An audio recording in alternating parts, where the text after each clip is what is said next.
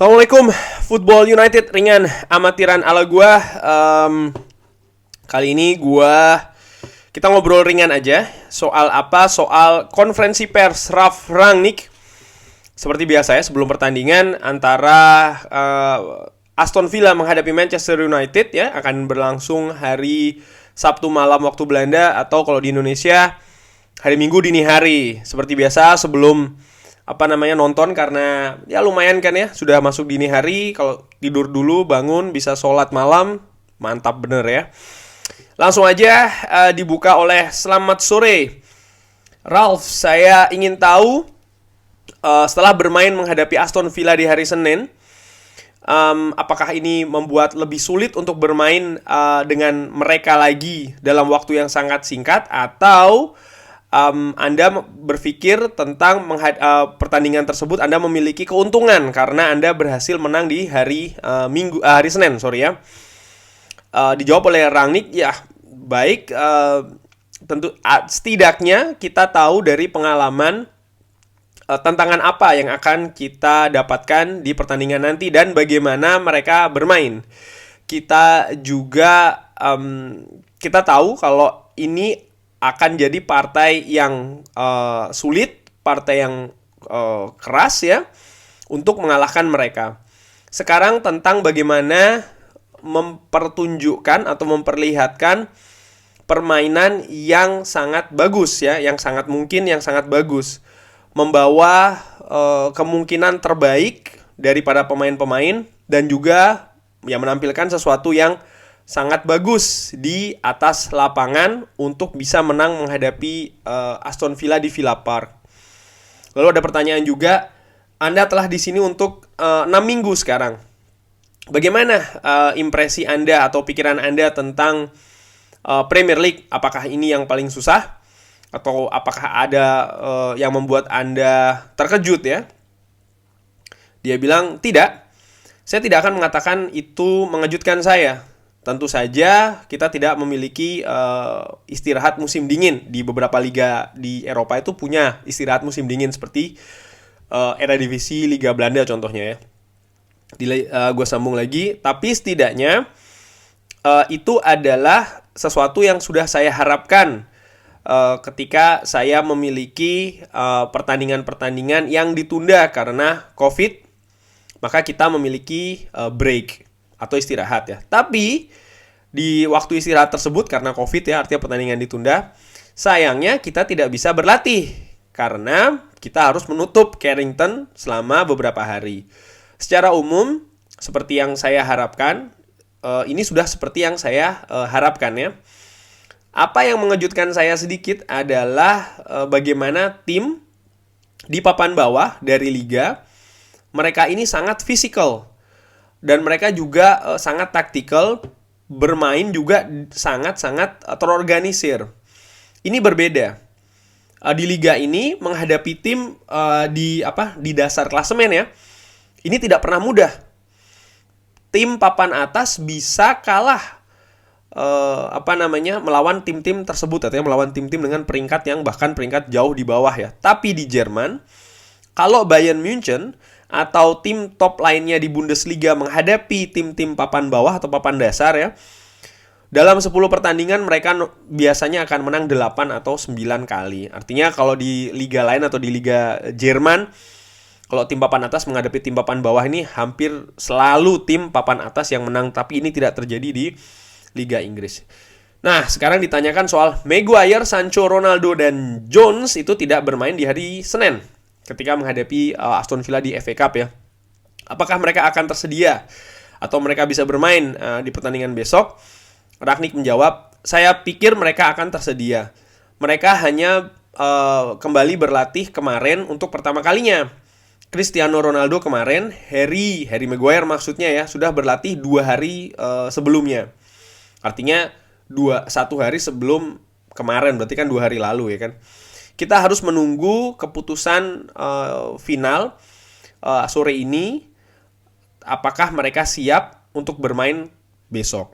Tapi sepertinya kalau gue pikir sih, kalau sudah dibilang seperti ini, biasanya kalau tidak ada hal yang luar biasa, ke pemain-pemain tersebut ya, Sancho, Maguire, Ronaldo, dan Jones akan bisa diturunkan atau tersedia untuk bermain menghadapi Aston Villa di weekend besok ya. Ada juga pertanyaan, ini seru nih, pertanyaan soal Dean Henderson ya. Anda mengatakan kemarin setelah pertandingan di hari Senin, kalau Dean Henderson ini tidak bisa tampil karena sakit. Tapi Anda juga bilang kalau dia ini sudah meminta untuk keluar dalam status pinjaman 2 minggu yang lalu. Seperti apa sih situasinya? Apakah dia akan tinggal di United bulan ini?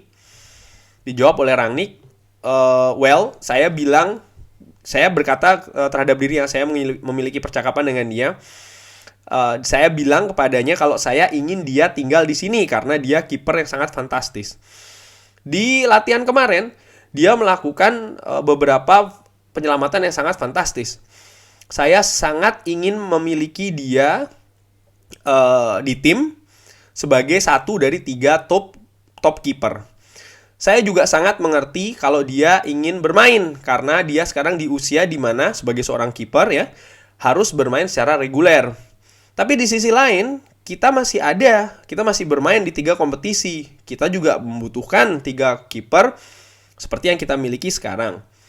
Saya juga mengatakan kepadanya, ini dapat juga ya, di sisi lain, saya mengerti keinginannya untuk bisa memiliki waktu bermain di tempat lain di Premier League. Nah, kalau dari sini sih menurut gua ini sudah mulai nih agak terbuka ya. Bisa jadi kalimat terakhirnya Rangnick ya, bisa jadi memang untuk mengerti kondisi saat ini, untuk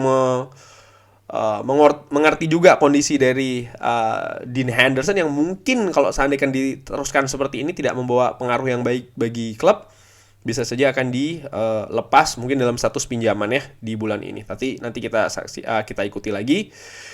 Oke, ditanyakan. Nah, sekarang pertanyaan tentang yang lain lagi nih, Donny van de Beek ya. Apa kabar terakhir dari Donny van de Beek? Saya tahu Anda telah berbicara tentang posisinya dia. Apa ini kabar terakhir dari dia? Dan apakah dia boleh untuk meninggalkan tim bulan ini? Dijawab oleh Rangnick. Maksud saya, ini situasi yang sama dengan Dean, artinya Dean Henderson ya. Saya sangat senang memiliki dia di dalam skuad ini, artinya Donny van de Beek. Dia bermain 15-20 menit ketika menghadapi Villa di FA Cup, dan dia melakukannya dengan sangat bagus. Dia selalu berperforma di level yang cukup tinggi di latihan. Untuk dia, saya memiliki pembicaraan. Saya telah mengadakan pembicaraan 2 minggu yang lalu setelah latihan persis tentang hal tersebut. Saya bilang kepadanya, saya menasehati dirinya untuk tinggal sampai dengan musim selesai. Tapi tentu saja dengan Piala Dunia yang akan datang di musim dingin, dia ingin bermain di Piala Dunia untuk negaranya, dan Louis van Gaal sudah dengan jelas mengatakan kepadanya supaya dia bisa dipanggil lagi ke tim nasional, dia harus bermain secara reguler.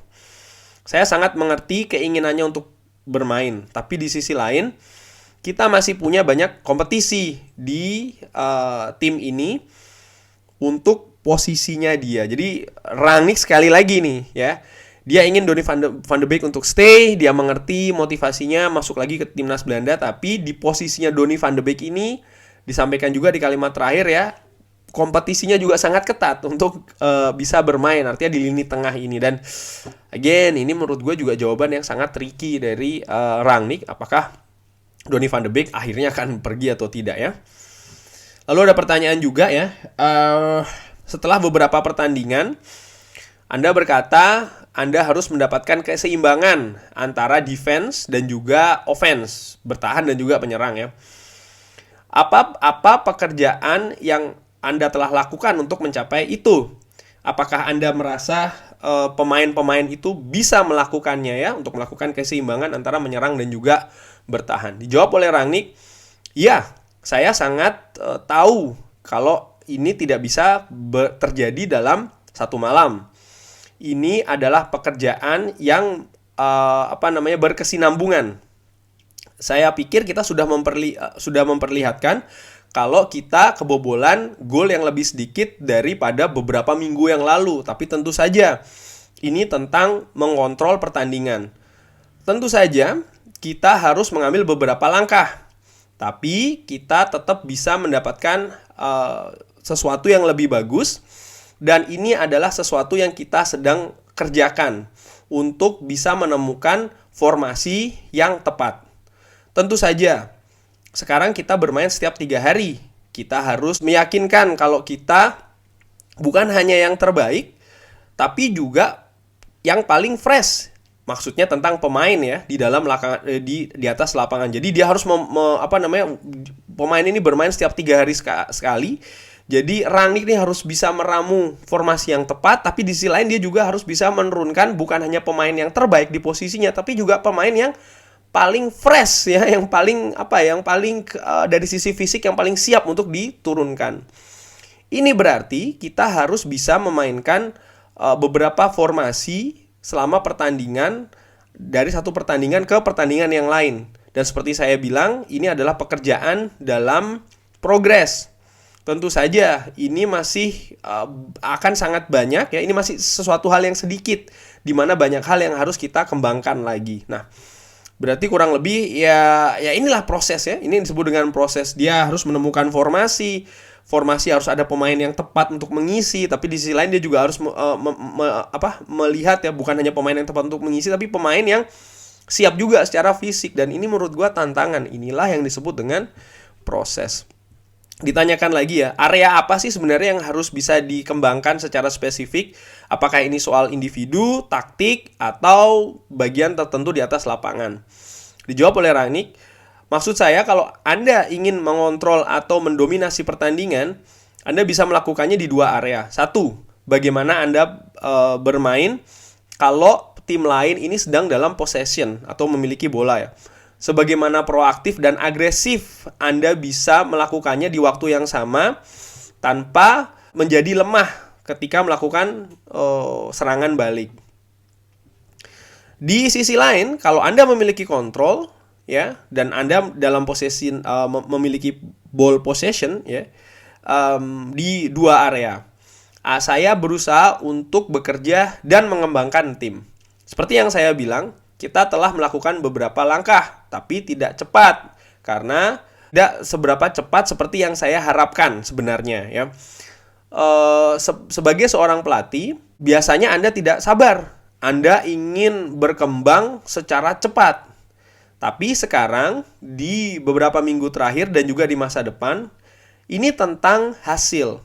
Memperoleh hasil terbaik yang sangat mungkin di tiap pertandingan. Ini betul, besok dan juga setelahnya kita hari Rabu akan bermain melawan Brentford. Ini berarti dalam 3 hari setelahnya kita akan bermain melawan West Ham juga. Ini tentang bagaimana mendapatkan poin maksimal dan juga melakukan pengembangan atau development di waktu yang bersamaan. Ini merupakan tantangan dari Ralf Rangnick, bagaimana di waktu yang bersamaan ya, dia harus mengembangkan sistem ya kan, yang disebutkan tadi adalah bagaimana kita ketika kita menguasai bola ataupun setelah kita kehilangan bola ya, ini bagaimana yang harus dilakukan, dan ini tidak bisa dikembangkan dalam waktu yang cepat.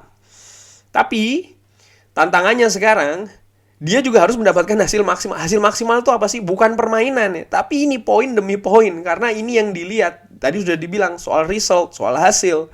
Tapi di sisi lain dia juga harus mengembangkan tim ini. Jadi menurut gue ya inilah 2 hal yang sekarang Ralf Rangnick hadapi sebagai tantangan ya. Oke, ini pertanyaan terakhir. Ralf, Anda hanya telah menelan kekalahan 1 pertandingan di Manchester United. Saya pikir Anda akan setuju kalau penampilan tim ya, ini tidak sebaik yang kita harapkan. Ini apakah ini soal kekurangan rasa percaya diri di dalam tim? Apakah itu sesuatu yang Anda juga ingin ketahui dan Anda ingin atasi? Dijawab seperti yang saya bilang ya, pertama kali, Ini tentang mendapatkan hasil, mendapatkan poin. Dan tentu saja kita semua sangat kecewa ketika kita kalah di kandang menghadapi Wolves. Kalau kita bisa memenangkan pertandingan saat itu, kita akan on the track, ya. Tidak seperti yang saat sekarang. Tapi seperti yang saya bilang, ini tentang bagaimana mendapatkan hasil, terutama di liga. Mengambil poin sebanyak mungkin yang tersedia. Dan iya, lagi-lagi ini tentang balance, keseimbangan. Bagaimana secara ofensif kita bisa bermain. Bagaimana secara ofensif pemain bisa bermain. Tanpa kebobolan yang terlalu banyak. Dan di waktu yang sama, kita juga harus memastikan kita tidak kebobolan gol yang dalam jumlah yang banyak. Di waktu yang sama, kita bisa berbahaya ketika kita memegang bola atau menyerang, ya.